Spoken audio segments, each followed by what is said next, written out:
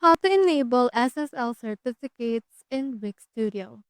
So, Wix actually automatically enables SSL for all published sites. So, if your site is already published, you can head over and see that it's already been enabled. If you want to check your SSL status, you can just log into your Wix account and then just go right here to your settings. Now, from your settings, you can just hover to the domain settings that we have right here. From there, just wait for this, and from in there, just click onto this domain option. And then from your domain option, you should be able to see the toolkits like the SSL that we're talking about. So if you already have a connected domain, you should be able to see the SSL already active from in there. If you're using the default or the pre-web domain that Wix Studio has given us, it will actually won't be able to see it, but it will be automatically added.